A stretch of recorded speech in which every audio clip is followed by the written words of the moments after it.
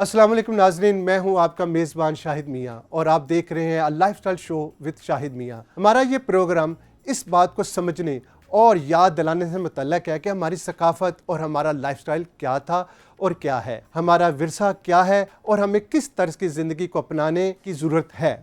आज माशरी हालात और बेरवी के इस दौर में हम में से बहुत से लोग अपनी असल से दूर होते जा रहे हैं। हमारी तर्ज ज़िंदगी, तर्ज रिहाइश और सोचें बिखर रही हैं, जबकि हमारा तल्लक इस अजीम दीन इस्लाम से है जो मुकम्मल ज़ाब्ता ख़यात है। इस्लाम हमें ज़िंदगी के हर पहलू से मुतल्लक रहनुमाई फ़राहम करता है, चाहे वो लिबास का इंतखाब हो, बोल चाल का तरीका हो, रहने का अंदाज़ हो या सेहतमंद तर्ज ज़िंदगी के आदाब हो। इसीलिए हमारा मकसद इस शो के ज़रिए आपको, हमारी कौम को और ख़ुद को ये याद दिलाना है कि हमारी मंजिल क्या थी और हम कहाँ जा रहे हैं। आया लाइफस्टाइल शो विद शाहिद मियां के ज़रिए हम आपको अपने असलाफ़ की अजीम रवायात से रोशनास कराएंगे। इन्हीं रवायात में रहते हुए हमें आगे बढ़ना है। तिजारत हो या कारोबार, इन दोनों को सही तरीके से अपनाना है और वो राह अख्तियार करनी है जो अल्लाह की खुशनुदी और अस्वाए हसना के मुताबिक हो। तो आइए आज के प्रोग्राम का बाज़ाब्ता आगाज़ करते हैं, इस सफ़र का आगाज़ करते हैं। हमारे पहले सेगमेंट में मौजू है आज हमारा कौमी लिबास, जो हमारी तशख़ीस और सकाफ़त की अलामत है। कौमी लिबास शलवार कमीज़ हमारी पहचान है और हमारी कौमी और सकाफ़ती विरासत का हिस्सा है। हर कौम के अपनी विरासती रवायती लिबास होते हैं जो उनकी शख्सियत और सोच की अक्कासी करते हैं। शलवार कमीज़ को आजकल ना सिर्फ पाकिस्तान बल्कि दुनिया भर में पहचाना और पहना जाता है। और ये प्रोग्राम स्पॉन्सर कर रहे हैं रजाज़।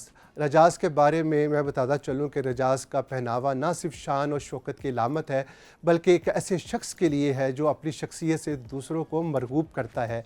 रजाज़ के पहनने वाले जदीद दौर के राजे हैं, चाहे वो डॉक्टर हों, इंजीनियर हो या सियासतदान, यही सब हमारे राजाज़ है।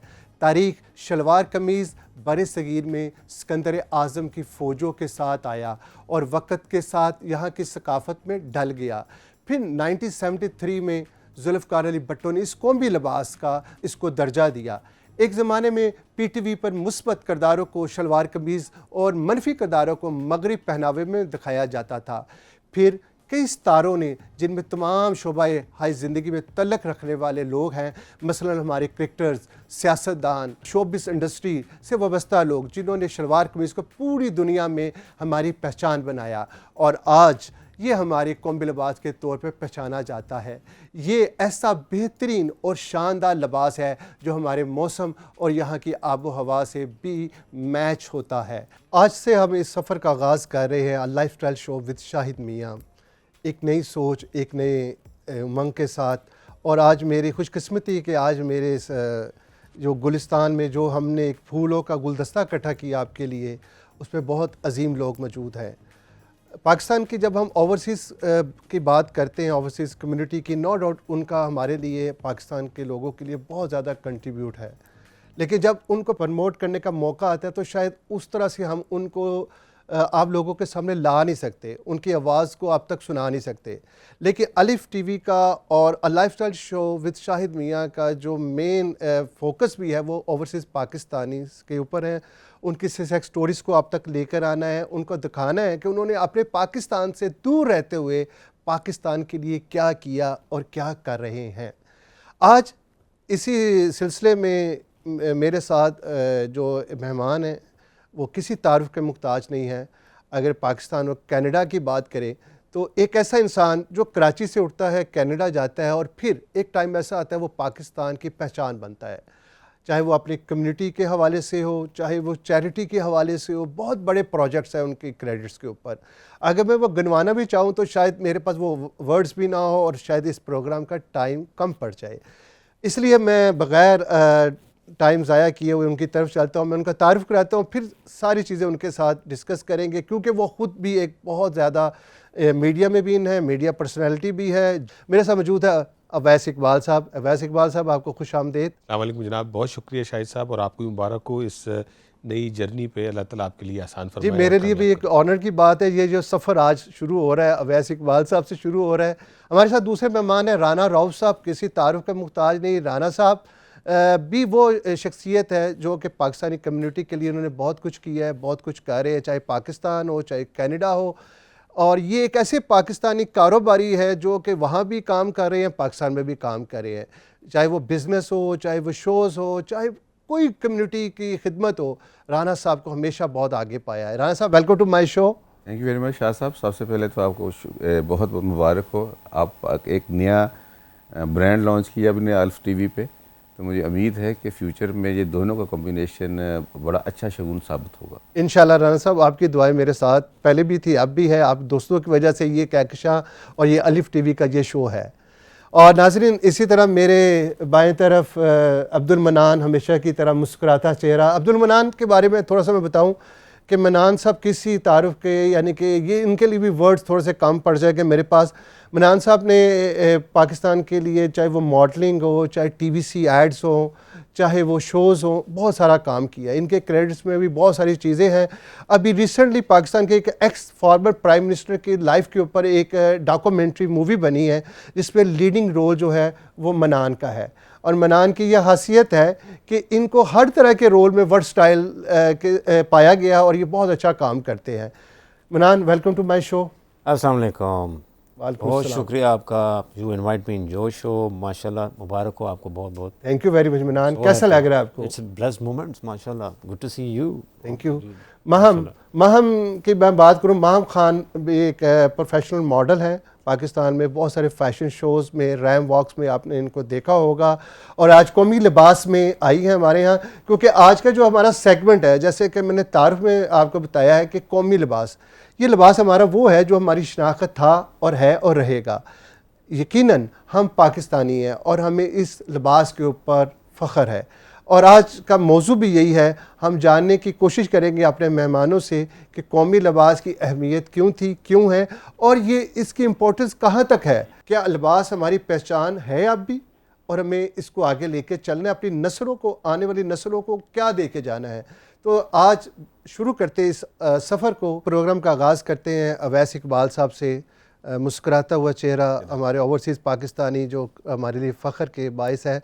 अवैस साहब, नाम के मुताबिक जो आपका डेजिग्नेशन हो, जो आपके काम है, माशाल्लाह वो बहुत ज़्यादा कदावर है। तो अवैस साहब, एक कराची से चलने वाला लड़का और फिर कनाडा और फिर पाकिस्तानी कम्युनिटी के लिए इतना काम, वर्ल्ड में आपकी माशाल्लाह इतनी ट्रैवलिंग है, आना जाना, नो डाउट हमारे लिए बायस फ़ख्र हैं आप, ठीक, बतौर पाकिस्तानी। तो थोड़ा सा हमारे व्यूज़ को बताइए कि अवैस इकबाल एक्चुअल में है क्या, और ये सफ़र और कहाँ से शुरू किया था आपने, और क्या ऐसा था आपके माइंड में कि आज आप उसको लेकर आगे चल रहे हैं। देखिए, अल्हम्दुलिल्लाह अल्लाह का फ़ज़ल है कि मुझे अब कनाडा गए हुए 25 साल हो गए। 2000 में मैं कराची से कनाडा गया, और जिस तरह यहाँ पे हमारे लोगों की ख्वाहिश होती है, ख़ास तौर पर मिडिल क्लास फैमिली की, जो मेरा ताल्लुक़ लोअर मिडिल क्लास से था, कि जी बाहर जाएँ और बाहर जाके अपना भी कुछ करियर बनाएं, और साथ ही साथ पीछे जो घर वाले हैं, मिलने वाले हैं, उनके लिए भी जो है वो आप सहूलत का बाइस बने कि वो अच्छी पढ़ाई कर सकें। तो अल्लाह ने मेरी फैमिली में मुझे मौका दिया जाने का, और ज़ाहिर है जाने के बाद इंसान की एक स्ट्रगल होती है। इस बात का वक्त के साथ साथ समझ आई कि जो पाकिस्तानी बाहर जब जाता है तो वो हर पाकिस्तानी अपने मुल्क का, अपने मज़हब का, अपने कल्चर का, अपनी ज़ुबान का, अपने खानों का एम्बेसडर होता है। और उस चीज़ को समझने में ज़ाहिर है कुछ सालों का अरसा लगता है। जब वो बात समझ आई तो उस तरफ जो है वो अल्लाह ताला ने कदम आगे बढ़ाए, तो उसी को सामने रखते हुए कम्युनिटी के साथ इंगेजमेंट भी शुरू हो गई। फिर इस चीज़ को भी समझ आया कि किस तरह से आपने दूसरे कल्चर्स के साथ, दूसरे लोगों के साथ, दूसरी कौमों के साथ आपने मिल के रहना है, उनकी भी बात समझनी है, अपनी बात भी समझानी है, और टॉलरेंस कैसे बिल्ड करनी है। वरना हमारा जो सोच है जनरली यहाँ पे कि अगर हम सही हैं तो दूसरे सारे गलत हैं। वहाँ जाके समझ आया कि ऐसा नहीं होता, दो बंदे भी सही हो सकते हैं अपने अपने व्यू पॉइंट्स। तो बहरहाल ज़ाहिर है शुरू की स्ट्रगल, लोग अपनी नौकरी करते हैं, काम करते हैं। मेरा मोस्टली जो है वो ताल्लुक़ रहा आईटी डोमेन से।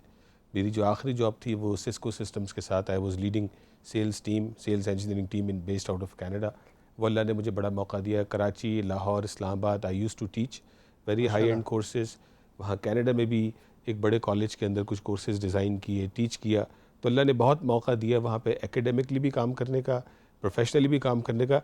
लेकिन उसी के साथ साथ जो है वो एक पोर्टफोलियो बिल्ड हुआ कि किस तरह से खैर के काम में वहाँ रहते हुए पाकिस्तान के लिए क्या किया जाए। ओके। क्योंकि पाकिस्तान ने जो हमें फाउंडेशन दे के भेजी थी तालीम की शक्ल में, तरबियत की शक्ल में, कि जिसके ज़रिए हमने वहाँ पे मुख्तलिफ़ कम्यूनिटीज़ के साथ कम्पीट करते हुए अपना लोहा मनवाया, तो हम कभी भी पाकिस्तान का पूरा हक़ अदा नहीं कर सकते। कोशिश कर सकते हैं कि थोड़ा बहुत कुछ ना कुछ देते रहें। तो जब देने की बारी आती है तो आपके पास क्या ऑप्शंस होते हैं? एक ऑप्शन ये होता है कि आप अपनी फैमिली और एक्सटेंडेड फैमिली को फाइनेंशियल सपोर्ट करें, मोरल गाइडेंस दें, उनको पढ़ने के बारे में बताएं और उनको उस हवाले से हेल्प करें। और उससे अगर आप आगे बाहर निकलते हैं तो फिर पाकिस्तान के गरीब आवाम को किस तरह से आप मदद कर सकते हैं? यकीनन CSR के हवाले से आप या कॉर्पोरेट यानी कि सोशल असर रिस्पॉन्सिबिलिटी हो गई, या जो खैर के काम है, खल्क़ खुदा की खिदमत के काम है, तो वो अल्हम्दुलिल्लाह वो करने का मौका मिला। बहुत सारी NGOs के साथ वहाँ अल्लाह ने एक सलाहियत से नवाजा था कि आप कैसे कॉम्प्लिकेटेड मैसेज को सिंप्लीफाई करके बयान कर सकते हैं। तो ये अल्लाह ने मुझे एक स्किल अता फरमाई कि जिसके ज़रिए फिर मैंने बहुत सारी NGOs का कनाडा, अमेरिका, मिडिल ईस्ट में उनकी फ़ंड रेजिंग स्ट्रैटेजी और फिर स्टेज पे फ़ंड रेज़ कैसे करना है। तो आज अगर अल्हम्दुलिल्लाह पिछले 12-15 साल को मैं देखूं तो नई करके भी कोई 40 या 50 मिलियन डॉलर्स जो है वो माशाल्लाह। रेज़ करने के लिए अल्लाह ने मुझे इंस्ट्रूमेंटल बनाया, कि जिसमें बहुत सारे इदारे हैं। इंडस हॉस्पिटल का नाम लोग जानते हैं पाकिस्तान में, नमल यूनिवर्सिटी का नाम जानते हैं, इस तरह और बहुत सारे दीगर इदारे। तो करते करते जो है वो पिछले साल मैंने फिर अपनी फुल टाइम जो एम्प्लॉयमेंट थी उसको मैंने खैराबाद कहा, क्योंकि ये सारा सिलसिला पार्ट टाइम वॉलंटियर चल रहा था, लेकिन नीड बहुत बड़ी थी। वैसे सब ये जो जितना कुछ आपने बताया है तो ये सफ़र इतना आसान तो नहीं था, ये अल्फाजों में जो बयां हो गया। यकीनन बहुत सारी इसमें हर्डन्स आई होंगी, बहुत सारी चीज़ों से आपको गुजरना पड़ा होगा, लेकिन नो डाउट ये जो आप काम कर रहे हैं, यानी कि पानी का जो प्रोजेक्ट है आपका, ये बहुत इंपॉर्टेंट है, आने वाली नस्लों के लिए भी है और ये सदका जारिया भी है देखा जाए तो ये आपका जो प्रोजेक्ट है ये रूरल एरिया में, पेरिफेरल एरिया में ज़्यादा आप बेस्ड कर रहे हैं। थोड़ा सा इसके ऊपर डिटेल बताइएगा, कोई ये इंपॉर्टेंट है, पाकिस्तान की बका इस वक्त पानी के साथ है जी। तो ये तो बहुत बड़ा प्रोजेक्ट है जो आप कर रहे हैं। जी हाँ, ये इंतहाई बड़ा प्रोजेक्ट है। इसका जो है वो मेरे और आपके घर से लेके रूरल में किसी जगह भी आप चले जाएं पानी का प्रॉब्लम एग्जिस्ट करता है, कैसे भी इलाके में आप रहते हो। लेकिन चूंकि जब हम पसमानदगी की बात करते हैं उन इलाकों का, चूँकि मैं हर साल और हर चंद महीनों के बाद मुझे मौका मिलता है अफ़गानिस्तान, बांग्लादेश, तुर्की, सीरिया, पाकिस्तान, कई ममालिकों का और कई शहरों का, कई कस्बों का अल्लाह ने मुझे मौका दिया जाके अपनी आँखों से देखने का।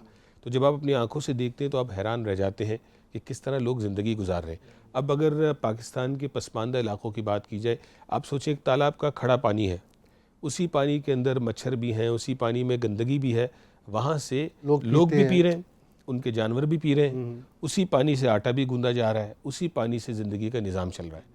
तो जब हम पाकिस्तान को इस हवाले से देखते हैं, चाहे वो सिंध हो, पंजाब हो, बलूचिस्तान हो, KP के हो, हम बड़े बड़े रिमोट एरियाज़ के अंदर गए हैं, तकरीबन 300 तो हमारी अपनी डिप्लॉयमेंट्स हैं। तो हमारा जो सलूशन है उस सलूशन में पाकिस्तान में देखिए बिजली का इशू है, तो हमने उस प्रॉब्लम को सॉल्व किया सोलर से। सोलर के साथ उसके बाद पाकिस्तान में पानी साफ़ नहीं है, उसको हमने सॉल्व किया अपनी फ़िल्ट्रेशन कैपेबिलिटी से। उसके बाद जो NGO सेक्टर में बाज़ औक़ात आप देखते हैं कि लोग जो है वो मुख्तलिफ़ इलाकों में हैंड पम्प्स और पानी के सॉल्यूशंस लगाते हैं, लेकिन फिर पीछे मुड़ के नहीं देखते कि वो 3 महीने 6 महीने के बाद क्या हुआ। हम अपने सॉल्यूशन को 5 साल तक मेंटेन भी करते हैं, मैनेज भी करते हैं, और कम्युनिटी का जो बिहेवियर है उसको चेंज करने के लिए हमारी डॉक्टर्स की टीम, हेल्थ की टीम जाके वहाँ पे कि जी बिफ़ोर साफ़ पानी के वहाँ क्या बीमारियाँ थीं और साफ़ पानी के 6 महीने के बाद अब क्या बीमारियाँ रह गई हैं।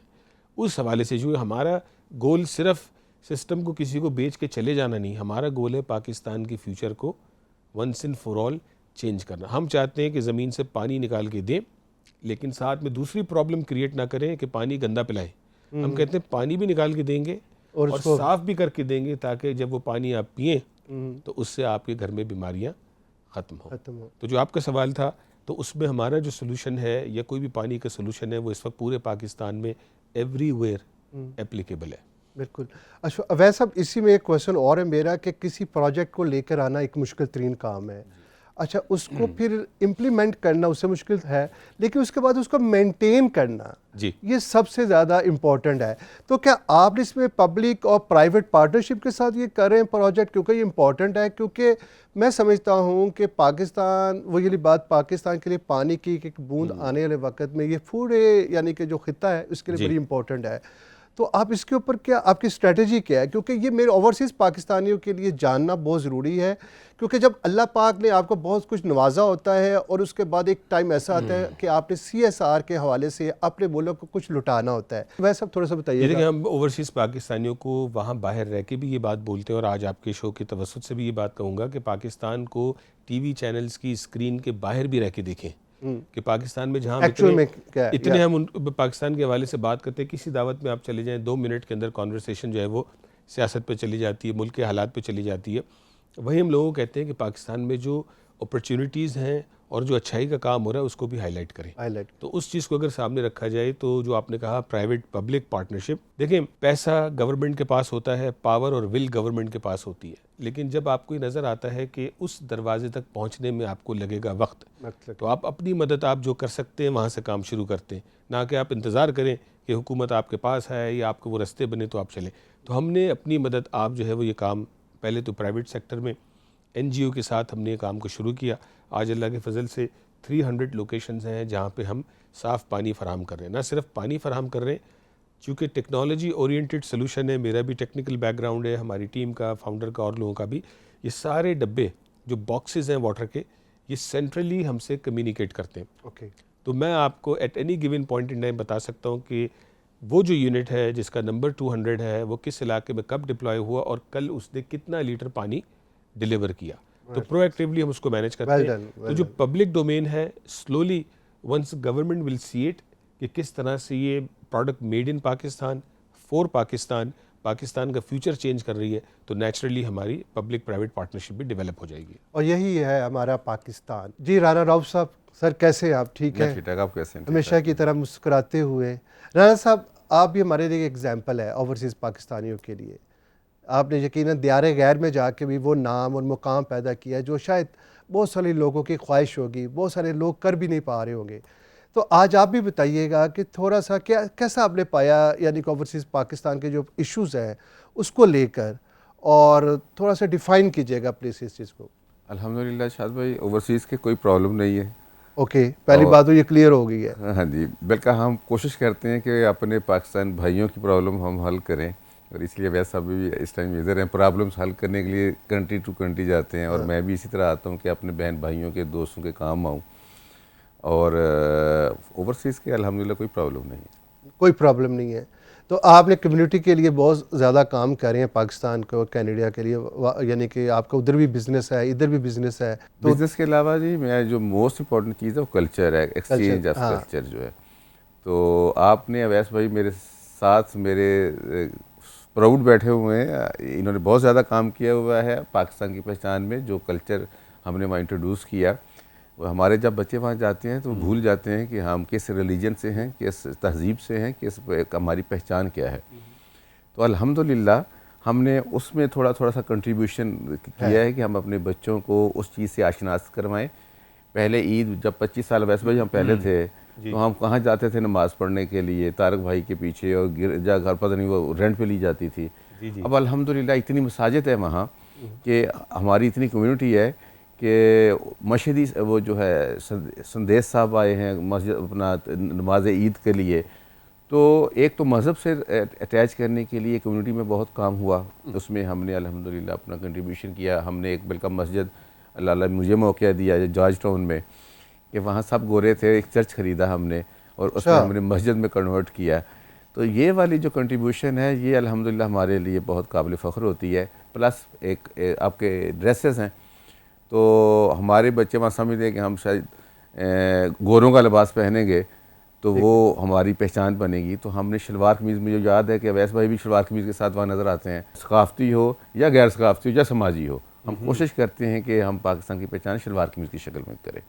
और साथ साथ तीसरी ज़बान की चीज़ होती है, तो ज़बान में भी हम अपने बच्चों को, अल्हम्दुलिल्लाह हमारे बच्चे पूरे ट्रैक पर हैं, बच्चों ने हिफ़्ज़ किया हुआ है। तो ये जो चीज़ें हैं, एक्सचेंज ऑफ आइडियाज़ या कल्चर इधर से उधर लेके जाना, वो बड़ा ब्लेसिंग है। ये जो अल्हम्दुलिल्लाह हम उसमें कामयाब हैं। लेकिन कई फैमिलीज़ होती हैं जिसमें थोड़ी मॉडर्निटी आ जाती है, तो उसको हम कोशिश करते हैं कि हम मैसेजेस दें थ्रू मीडिया के। और उसमें मैं आपने इनका अवैस भाई को मैं चाहूँगा कि जो मीडिया के हवाले से आपने प्रोग्राम्स किए मुख्तलिफ़ चैनल्स पे, मुआशरे को इस्लाह के लिए, वो लाजमी आपने बताएं कि क्या क्या है। जी, मैं पहले तो एक, अगर आप इजाज़त दें तो इनकी एक बात जो उन्होंने कहा जी ओवरसीज़ पाकिस्तानियों को कोई प्रॉब्लम नहीं है, ये राना साहब ने बड़े दिल की बात की है, मतलब दिल बड़ा करके बात की है, लेकिन मैंने लेकिन चाहा कि एक्चुअल में सुनने- थोड़ा सा है लेकिन मैंने कहा प्रॉब्लम। सुनने वाले कहीं गलत तासुर ना ले। इनका कहने का मतलब ये है कि ओवरसीज़ पाकिस्तानियों के जो मसाइल हैं, पाकिस्तानियों के मसाइल के मुकाबले में कोई मसला नहीं है। कोई मसला नहीं। मसाइल तो हर घर में होते हैं, हर एक के होते तो हैं। यार। मैंने कहा मेरे दोस्त राना साहब कहीं फंस ना जाए कि लोग कहें जी वो मसले ही कोई नहीं जी, है। ये पानी का नाज़रीन, मसला नहीं है, सेहत का मसला नहीं है, एजुकेशन का मसला इसकी नहीं है। सबसे बड़ी एग्जांपल ये है कि आज हम सब माशाल्लाह कौमी लिबास में आपको नज़र आ रहे हैं। मकसद भी यही है कि अपने कौमी लिबास को प्रमोट करें दुनिया में हर जगह पर, क्योंकि ये हमारी पहचान है। यहाँ टाइम हुआ एक ब्रेक का, मिलते हैं हम after the short break. Welcome back नाजरीन, a lifestyle show with Shahid Miyan, और मेरे साथ है अब्दुल मनान। अब्दुल मनान, कैसे हैं आप? गुड, अल्हम्दुलिल्लाह। सबसे पहले मेरे व्यूज़ जानना चाहेंगे अब्दुल मनान की फ़िटनेस का राज क्या है? अल्लाह ताला का एहसान पहले, वो तो अपनी है। कोशिश, हाँ अपनी कोशिश ज़रूर करते हैं कि बेहतर रहे खाने में पीने में। I don't smoke, no cigarette, no smoke, no gutkha, no supari, no anything, no even fizzy drinks, वो भी नहीं। आई डू एक्सरसाइज, वर्कआउट, मेरी फेवरेट बॉक्सिंग है। इसमें मैं बहुत आगे जाना चाह रहा हूँ। अब वांट टू लर्न ग्रैपलिंग, अब इस तरह के मिक्स मार्शल आर्टिस्ट जो सारी चीज़ें वो सीखना चाह रहा हूँ। अच्छा मनान, आपके क्रेडिट्स में भी बहुत सारे यानी कि काम है, वर्क है पाकिस्तान के लिए जो आपने किया है। स्पेशली अभी पाकिस्तान की मैं अपने व्यूज़ को बताऊंगा, पाकिस्तान की पहली हॉरर मूवी आई है मंजू मारिया, जिसके में आपने लीडिंग रोल किया है। तो कैसा एक्सपीरियंस रहा आपका? थोड़ा सा, ये बड़ा पाकिस्तान जैसी इन्वायरमेंट में रह के इस तरह का रोल करना, थोड़ा सा बताइएगा। It was amazing. जब इन्होंने मुझसे डिस्कस किया कि ये एक नेगेटिव करेक्टर है और वो एक जिन का करेक्टर है, जिनका, हाँ एक जिन बन जाता हूँ मैं, उनका पहले फ्रेंड होता हूँ। वो मेरे पास गिलगित में आते हैं एज ए फ्रेंड छुट्टियाँ मनाने। तो तुम्हारा इस तरह से बाद में गेटअप चेंज होगा, मीन वी विल, हम तुम्हें कलर करेंगे ऐसे, जो कि कलर जिस तरह मेरा कलर है, उसमें हेल बॉय एक मूवी थी हॉलीवुड की, उस तरह का कलर है रेड। तो मैं बड़ा थोड़ा सा कंफ्यूज हो गया कि रेड कलर करेंगे, आप कैसे करेंगे? चलो टॉपलेस तो ठीक है, मैं वर्कआउट जो करता हूँ चलो वो ठीक आ जाएगा, तो ये कलर क्या होगा? तो वो बड़ा मैं क्यूरियस था कि कैसा लगेगा, दिखने में कैसा लगेगा, बिकॉज अभी तो सिर्फ डिस्कस कर रहे थे। मुझे I was so much blessed कि एक साल मूवी स्टार्ट होने से एक साल पहले उन्होंने they just select first me. I was the first one जिसको इन्होंने सेलेक्ट किया कि पहला जो करैक्टर चाहिए था, जो कि टाइटल करैक्टर था, मंजू। टाइटल क्रेडिट, बिल्कुल मंजू मेरा उसमें करैक्टर ही यही है। तो स्टोरी बड़ी इंटरेस्टिंग लगी मुझे इस सेंस में कि ऑलरेडी बहुत लव और इस तरह की गर्लफ्रेंड्स, और उससे शादी हो गई, तलाक हो गई, तो ये ऑलरेडी ड्रामाज में जो चल रहा है। तो ये स्टोरी डिफरेंट थी कि बिकॉज एक दोस्त के पास जाते हैं, एक दोस्त का हादसा होता है तो उसकी बॉडी को यूज़ करता है एक जिन अपने पर्पस के लिए, जिसे चाहिए होता है इंसानों में से एक जिन्नात का पहला बच्चा। अच्छा, तो ये एक स्टोरी का एक डिफरेंट सा पंच लाइन थी। तो बड़ा इंटरेस्टिंग रहा, ओवरऑल बड़ा मज़ा आया मुझे। तो माशाल्लाह। I do. अच्छा मनान, आपने एक डॉक्यूमेंट्री मूवी पाकिस्तान के फॉर्मर प्राइम मिनिस्टर है उनकी लाइफ के ऊपर की, ये भी आपका क्रेडिट में जाती है चीज़, क्योंकि आपके जो फेस है वो एग्जांपल्स जो है वो एक हमारे फॉर्मर प्राइम मिनिस्टर है उनसे बहुत यानी कि करीब तर है। तो वो एक्सपीरियंस कैसा रहा था? कप्तान के नाम से एक मूवी थी। यस, बड़ा अच्छा कि आपने नाम ले लिया। मेरा ख्याल है आप घबरा रहे थे, कहते हैं घबराना नहीं है, तो आप घबरा रहे थे उसका नाम लेते हुए। वो बड़ा वो भी मेरे लिए फ़र्स्ट एक्सपीरियंस था, बिकॉज़ वो मेरी फ़र्स्ट मूवी थी कप्तान, जो कि खान साहब की लाइफ के ऊपर थी, जिसमें मैंने I try my level best कि बड़ा अच्छा परफॉर्म करूं, और उसके 2 से 3 टीज़र आ भी चुके हैं अल्हम्दुलिल्लाह। उसके कुछ फ्यू सीन्स रह गए हैं जो कि उन्होंने वो करने हैं, तो definitely they will go ahead, करेंगे उसको, रिलीज़ करेंगे। बट वो भी मैंने कोई कसर नहीं छोड़ी कि मैं बड़ा अच्छा परफॉर्म करूं। I even met with Imran Khan, उनके साथ मैंने 4 से 5 मीटिंग्स की। मैं उन्हें ऑब्ज़र्व किया, 1-2 कन्वोकेशंस, उनकी प्रेस कॉन्फ्रेंस, मैं बैठ के सिर्फ देखता था उन्हें। सो 1 full day I spend with them. वो जहाँ जहाँ जा रहे हैं मैं जा रहा हूँ। तो इट्स बीन लॉन्ग टाइम, 2013 से शुरू है, तो अभी सिर्फ चंद चीज़ों की वजह से वो थोड़ा लिंगर ऑन हो गया है प्रोजेक्ट, बट इंशाल्लाह for the best, looking forward कि वो कब करते हैं इसको रिलीज़। घबराना नहीं, माहम खान, आप इस मूवी में आपने एक करेक्टर किया है, मैंने देखा बहुत अच्छा आपने काम के साथ इंसाफ किया है। और आप आप मॉडलिंग भी करती रही है, फैशन शोज़ भी किए हैं। तो पहली बात तो ये आज आपने जो कौमी लिबास पहना है बहुत अच्छा लग रहा है, ठीक है। तो थोड़ा सा बताइएगा अपने मतलब कि कैसा ये आपने कैसे इस फील्ड में आए, क्यों, वाई, यानी मॉडलिंग ही क्यों, यहाँ से ही कैरियर का क्यों आपने आगाज़ किया? असल में मुझे लगता है कि हर एक बच्चे के अंदर पैदाइशी कोई चीज़ें होती हैं, इंस्पिरेशंस होती हैं कुछ। तो मेरे अंदर भी शायद कुछ ये वाला एलिमेंट गॉड गिफ्टेड हाँ गॉड गिफ्टेड था। तो जब मैंने कहीं फेसबुक वगैरह पे नॉर्मली ऐसे पिक्चर्स वगैरह पोस्ट किए तो वहीं पर सबने कहना शुरू कर दिया आपने मॉडलिंग शुरू कर दी है। तो वहाँ से मेरे माइंड में एकदम क्लिक हुआ कि मैं भी मॉडल बन सकती हूँ, लाइक अब मुझे इस फील्ड में आ जाना चाहिए। तो मैंने ट्राई किया और वो माशाल्लाह से बहुत अच्छी मेरी लक रही उस मामले में और मैं फिर इस फील्ड में आ गई। ओके, तो आपको बतौर खातून होने के इस फील्ड में कोई हर्डल्स वगैरह कुछ इस तरह का फेस तो करना हुआ होगा? हाँ हाँ बिल्कुल होता है ऐसा, मैं बिल्कुल भी नहीं कह सकती कि कोई हर्डल्स नहीं आए या कुछ फेस नहीं किया, बिल्कुल करना पड़ता है। अच्छा मैम ये बताइएगा, अभी चूँकि विंटर शुरू हो रहा है तो उसमें आप पहनने के मतलब थोड़ा सा बताइएगा कौन सा ट्रेंड यानी कि इन होगा क्लोथिंग में, ख़वातीन में? आजकल कोट ड्रेसेस बहुत ज़्यादा इन है, तो मुझे लगता है कि वो कुछ अच्छे मोटे स्टफ़ में वही कैरी करेंगे, वो ज़रा डिसेंट भी लगता है, कवर्ड भी है, एलिगेंट भी है, वार्म भी है। तो आई थिंक उसकी तरफ जाना चाहिए।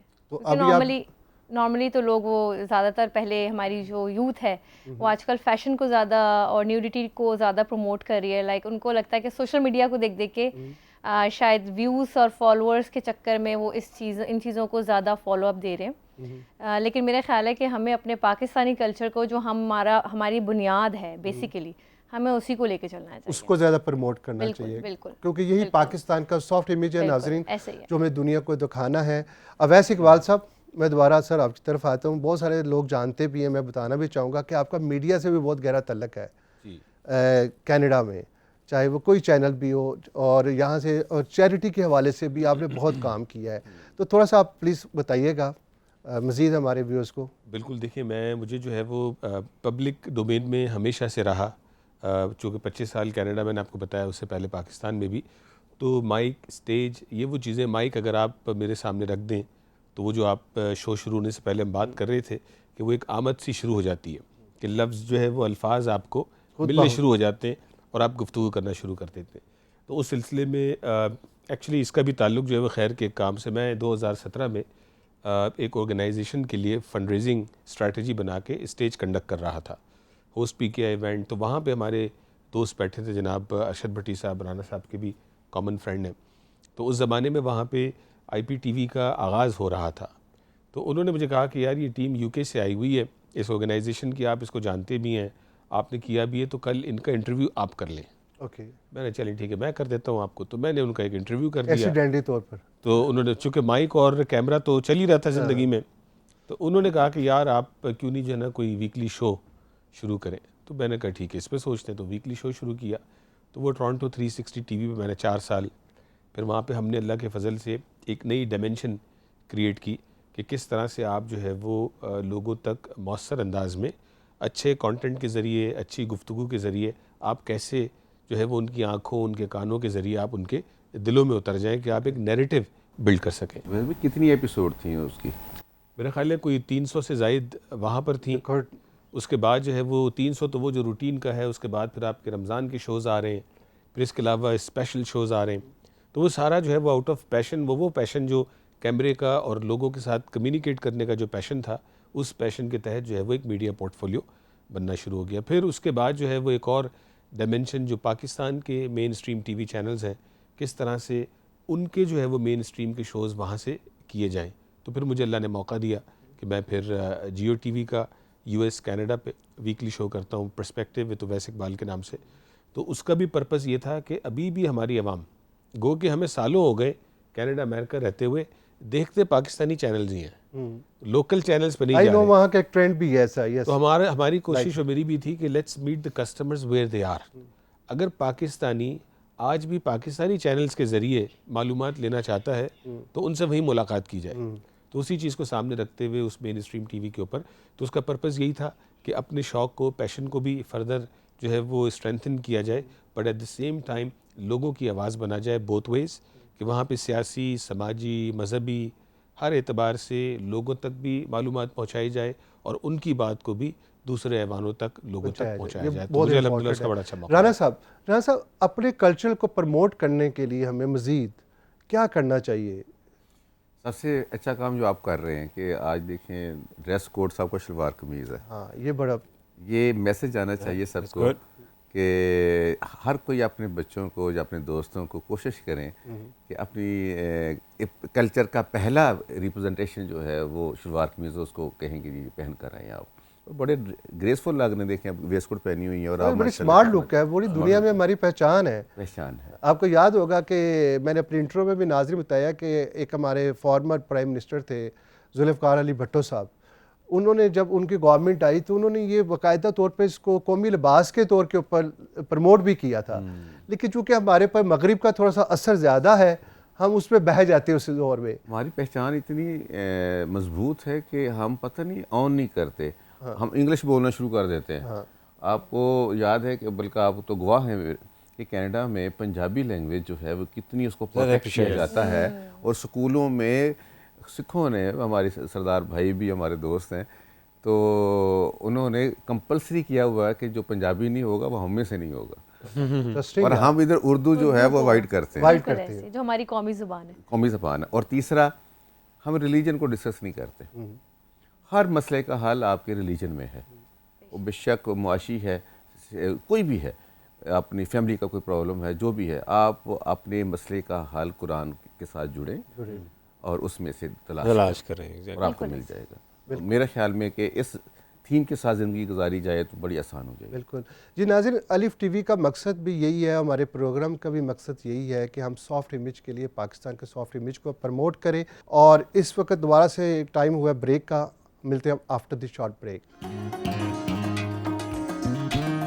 वेलकम बैक नाज़रीन, आप देख रहे हैं लाइफस्टाइल शो विद शाहिद मियाँ। मेरे साथ है मनान। आगे के प्लान्स क्या है? आगे देखिए, let's see, I look forward the movie actually, कि मूवी ही मिले, लेकिन यहाँ पे मूवी का ट्रेंड बड़ा कम है, ड्रामाज ज़्यादा बन रहे हैं। तो ड्रामाज में मैं चाहता नहीं कि वही स्टोरीज़ पे काम करूँ वो जो ऑलरेडी चल रही हैं, वो बड़ा, मैं खुद बड़ा फ़ायदा हो चुका हूँ और लोग भी फ़ायदा हो चुके हैं। बस कहने कि और कोई एंटरटेनमेंट नहीं है तो वो पे टीवी लगा के उन्हें मजबूरन बैठ के देखना पड़ता है। बट हमें चाहिए कि वहाँ से भी थोड़ा सा कुछ डिफरेंट कंटेंट लेके आएँ जिसके ऊपर काम हो। तो ड्रामा भी देखेंगे, अगर मुझे कंटेंट अच्छा लगा तो I will definitely go it. और रैम्स वॉक और शूट्स वगैरह शोज़ तो बड़े कम हो गए हैं पहले से। पहले बड़े अच्छे शोज़ होते थे, PFDC होता था, BCW होता था, ब्राइडल कटोर जो वीक होते थे। तो जब से कोविड आया, कोविड के बाद ये चीज़ें स्लो डाउन हो गई काफ़ी हद तक। तो जब शोज़ के लिए भी बुलाएंगे आई विल गो इंशाल्लाह। जी महम, आप बताइएगा, आपके क्या प्लान्स, आगे क्या करना चाह रही हैं आप?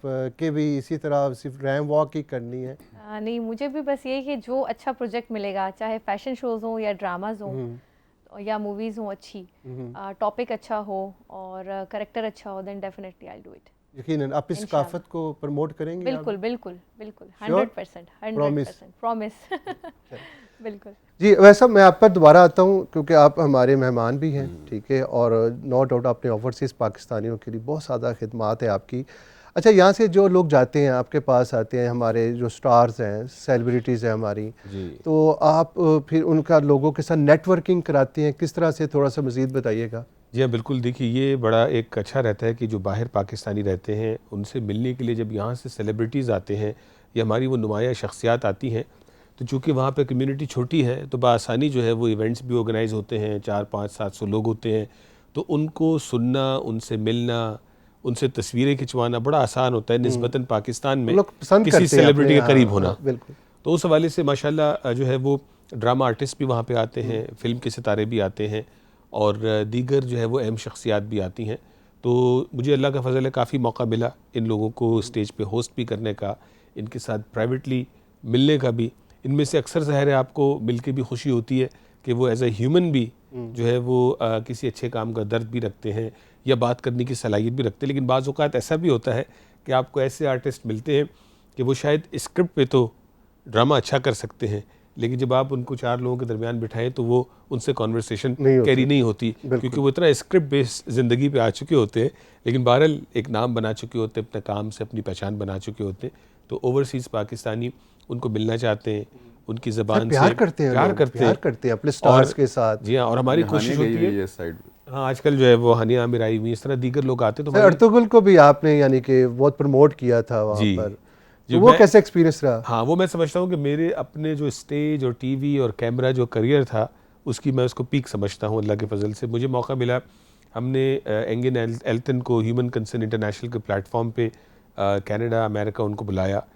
3 शोज़ मुझे मौका मिला कनाडा में उनके साथ करने का, और 3 शोज़ मैंने उनके साथ अमेरिका में किए।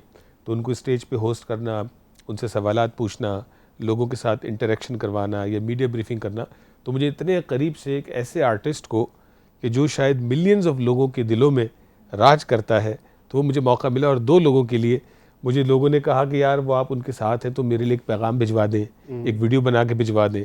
तो मैं बहरहाल राना साहब 2 बंदों के लिए फेवर कर सका, एक मेरा छोटा कज़न और एक हमारे दोस्त जुन्नू भाई, उनके बेटे के लिए।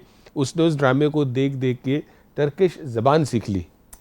तो उसने मुझे कहा कि जी अंकल आपके पास वो हैं तो मेरी उनसे बात करा दें, मेरे लिए कोई पैगाम भिजवा दें। तो फिर मैंने एंगन एल्टन को रिक्वेस्ट की, तो उन्होंने फिर जो है वो उनके नाम पे पैगाम भेजा। तो आप सोच सकते हैं उन बच्चों की क्या क्या आलम क्या होगा, आलम होगा। उनके स्कूल बड़े में खुश उनके हुए। दोस्तों में देखो जी बिल्कुल, हाँ, वो Ertugrul is talking to me. बल्कि पाकिस्तान में ना एक एनजीओ भी है जो इस तरह का काम सर अंजाम देती है। वो बच्चा जो डिजीज़ में किसी तरह के होते हैं ना, तो उनसे पूछा जाता है आपकी क्या ख्वाहिश है, तो उसके मुताबिक वो उसको यानी कि Facilitate पूरा करते हैं। फैसिलिटेट करती है। बहुत अच्छा जनाब, और मेरी उम्मीद है कि अल्लाह ताला आपको इसी तरह कामयाब करे। आमीन, आमीन, और बहुत हम शुक्रिया। और इस सफ़र को बढ़ाते हुए जब कनाडा में अपने इस प्रोग्राम को लेके जाए तो इंशाल्लाह वहाँ भी हमारी मुलाकात हो, और आप यूं ही कम्युनिटी के लिए काम करते रहे। बतौर पाकिस्तानी मुझे फ़ख्र है आप पर, अल्हम्दुलिल्लाह। और ना सिर्फ मुझे बल्कि अलिफ टीवी के पूरे टीम को आपके फ़ख्र है। सेम है जी। और अब मुझे अब इजाज़त दो, मैं ये कहूँगा कि जो ओवरसीज़ पाकिस्तानीज़ हैं यकीनन अपने मुल्क से प्यार करते हैं, अपने लोगों से प्यार करते हैं, और ट्रस्टवर्दी इदारों के साथ पाकिस्तान की बेहतरी के लिए अपना किरदार अदा करना चाहते हैं। और यही मेरा और बहुत सारे लोगों का गोल है और रोल है कि पाकिस्तानियों को पाकिस्तान में और पाकिस्तान से बाहर पाकिस्तानियों की बेहतरी के लिए जो है वो तैयार करें, और सब मिल के अपनी मदद आप जो है वो इस बेड़े को उठाएं इंशाल्लाह। जी राना साहब प्लीज़ बताइएगा तो फ्यूचर में आप क्या करना है? फ्यूचर यही है कि जैसे अवैस भाई ने बड़ी अच्छी बात की स्टार्ट में, कि हम चाहते हैं कि अपना एक्सपोजर, अपना एक्सपीरियंस, अपनी सारी वो हमने जो वहाँ लर्न किया है पाकिस्तान में आके उसको एग्जीक्यूट करें, उसको अप्लाई करें, ताकि पाकिस्तान के अवाम उससे मुस्तफ़ीद हों। तो हमारा भी वो दर्द जो हम लेके वहाँ गए थे, वो उनका एक्सपीरियंस हमने लिया, वो अब दर्द वापस हम उसको क्या कहते हैं कि मुदावे की शक्ल में हम वापस करना चाहते हैं इंशाअल्लाह ताला, और मेरी दुआएं आपके साथ हैं राना साहब। जी अवैस साहब बताइएगा कि माशाल्लाह इसी प्रोजेक्ट को लेकर आप यहाँ पर यकीनन हायरिंग भी कर रहे हैं लोगों की, ताकि अच्छे लोगों को मौका भी मिले पाकिस्तान के लिए काम करने का भी। तो इसका थोड़ा सा बताइएगा मज़ीद कि किस तरह से आप ये सोच रहे हैं? बिल्कुल, देखिए मैं जब पाकिस्तान आया और आता जाता हूँ आजकल, तो जब मेरी ये हायरिंग करने की बारी आई तो मैंने कहा मैं ख़ुद इसमें इन्वॉल्व होऊंगा। ओके। अच्छा, चूँकि हम हर जगह सुनते आते हैं पाकिस्तान में जॉब्स नहीं है, पाकिस्तान में नौकरियाँ नहीं हैं, हम पता नहीं अप्लाई करते हैं, हमें जॉब नहीं मिलती। तो हमने जब जॉब पोस्ट की तो ज़ाहिर बहुत सारे रेज्यूमेज़ आए, उनमें से मैंने कोई 12 रेज्यूमेज़ मैंने और मेरी टीम ने शॉर्ट लिस्ट की। उनमें से 12 में से मैंने फ़र्दर 4 लोगों को शॉर्ट लिस्ट किया कि जिनको कॉल करके इंटरव्यू के लिए बुलाया जाए। तो मेरी टीम ने उन 4 को कॉल की, 3 से रब्ता हुआ और तीनों ने कमिट किया कि परसों इतने बजे हम इंटरव्यू के लिए इस जगह पे आएंगे। चौथे साहब ने किसी वजह से फ़ोन ही नहीं उठाया, तो चले मान लें 3 कन्फर्म हुए। इंटरव्यू के दिन आया, मैं ऑफिस में बैठा हुआ हूँ, 11 से 1 का टाइम है, 11:30 हो गए, 11:45 हो गए, कोई बंदा नहीं। 12 बजे उनमें से एक कैंडिडेट आया, क्योंकि हमने 11 से 1 का टाइम दिया था, तो विच इज़ फ़ाइन कि इस दरमियान कोई आ जाए। तो वो जब कैंडिडेट आई उनको मैं मिला, आई रियली लाइक्ड हर, कि जो है वो IBA की ग्रेजुएट थी, सना उनका नाम। इवेंचुअली उसी एक इंटरव्यू के बाद मैंने उनको सेम डे ऑन स्पॉट उनको हायर किया। मैंने फिर स्टाफ से पूछा कि बाकी 2 लोग कहाँ हैं। कंफर्म करने के बाद इतनी एथिक्स नहीं है हमारे लोगों की कि जो कॉल करके ये भी बताएं कि मैं नहीं आ रहा। 2 बंदे नहीं आए, मैंने उनसे कहा जी आप उनको कॉल तो करें। उन्होंने कहा जी कॉल करने की भी ज़रूरत नहीं है, ऐसे ही होता है। मैंने कहा ये तो बात गलत है। अच्छा, सारे अच्छी यूनिवर्सिटीज़ के ग्रेजुएट्स थे, कोई लम्स का, कोई नस्ट का, कोई कहीं का। तो जब उनको कॉल की तो उनमें से किसी एक ने कहा कि जी शायद मैं अब अपना कोई और बिज़नेस कर रहा हूँ। तो what I am trying to say कि जब पाकिस्तान में पाकिस्तानी कहते हैं कि यहाँ नौकरियाँ नहीं हैं, मेरे पहले एक्सपीरियंस के अंदर ही मुझे इतना बैड एक्सपीरियंस हुआ एथिक्स का कि ये अगर बच्चे हमारे इतने अच्छे आला इदारों से पढ़ रहे हैं तो क्या उनको पढ़ाई कराते हुए ये बातें नहीं बताई जाती कि जी अगर आपने अप्लाई करना है तो उसके एथिक्स क्या हैं, इंटरव्यू कॉल आई तो उसका एथिक्स क्या है। ठीक है, तो अगर हम जाएंगे ही नहीं और हम ये समझे घर पे आके कोई नॉक करके मुझे जॉब दे के वो जाए, possible इस नहीं है। रवैये को अगर नहीं तब्दील किया गया तो सिर्फ बातें ही बातें रह जाएंगी। यकीनन इसको भी हमें हमारे घर तरबियत में भी ये होना चाहिए और उस्ताज़ा को भी चाहिए कि इसको कम्युनिकेट करे अच्छे तरीके से। ये बहुत जेन्युइन प्रॉब्लम जो आपने बताई है। Exactly. जी मनान और महम, आप दोनों के लिए एक क्वेश्चन है, वो ये कि सोशल मीडिया आने के बाद ये जो हमारा कल्चर है, स्पेशली हमारा ये पहनावा जो है, ये एक मैसेज भी जा सकता है लोगों को इसके थ्रू कि भी मैस कम्युनिटी यानी कि भी आप इसको यानी कि ज़्यादा प्रमोट करें। क्या ख्याल है, ये ज़रूरी मीडियम है कि नहीं? बिल्कुल है, बड़ा ज़रूरी है। हमें कहते हैं ना, नेवर फॉरगेट योर ओरिजिन। जो आपकी बेसिक्स है ना, वो नहीं भूलनी चाहिए।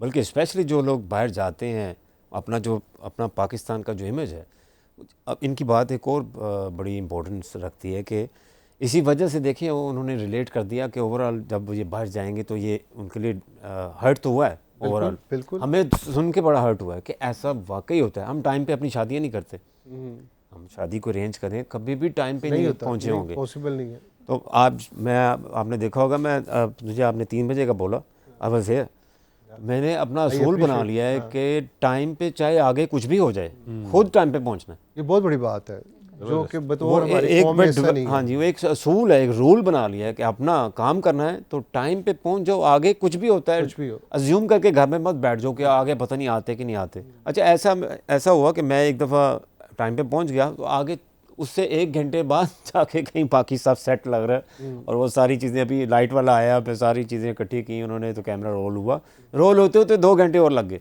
लेकिन I never mind, at least I put my efforts. मैं अपने आप को आखिर जो भी मैंने टाइम पे पहुंचा, मुझे इस पर बड़ी खुशी थी और डायरेक्टर ने अप्रिशिएट भी किया। तो ये इमेज बड़ा ज़रूरी है, ज़रूरी है। यही पाकिस्तान का इमेज होता है। और आपने जो आपका जो क्वेश्चन अपने लिबास के हवाले से था, वो बड़ा इंपॉर्टेंट है और मैं आई फील गुड, अल्हम्दुलिल्लाह, बड़ा ब्लेस्ड। अल्लाह ताला का एहसान है कि मैं अपने लिबास को पहन के अगर प्रेजेंट करता हूँ तो इससे और ज़्यादा खुशी की कौन सी बात हो सकती है। जी महम, मेरा पॉइंट ऑफ व्यू ये है कि जैसे कि ओवरसीज़ पाकिस्तानी है, आपने बड़ा ये डिफरेंस देखा होगा कि वहाँ पर जब पाकिस्तानी चले जाते हैं तो वहाँ की लड़कियाँ अबाया, हिजाब और प्रॉपर वे में जा रही होती हैं, हालांकि वहाँ जाके उनको तो मॉडर्निज्म को फॉलो कर लेना चाहिए। यहाँ पर उल्टा हो रहा होता है, यानी हम पाकिस्तानी गर्ल्स यहाँ पर जितनी हमारी यूथ है वो वहाँ का कल्चर अडॉप्ट कर रहे हैं और प्राउड फील कर रहे हैं, और हमारा जो कल्चर है वो बाहर के जाके ओवरसीज़ जो है वो उसको लेकर चल रहे हैं, जो कि काफ़ी अच्छा है। आपने देखा होगा अक्सर सोशल मीडिया की वीडियोस पे भी वो हिजाब और वो जी। अक्सर हमारी अपनी फैमिली से जो भी बाहर जाएं, आपने देखा होगा हिजाब स्टार्ट कर देते हैं, अपने रिलीजन को ज़्यादा फॉलो करते हैं, ना कि उनकी तरह हो जाते हैं। तो हमारी वही कह रही हूँ, बहुत अच्छी बात है। अब हमारे जो यहाँ पाकिस्तान में हमारे अब घरों में भी ये माहौल हो गया है कि T shirts trousers are the must.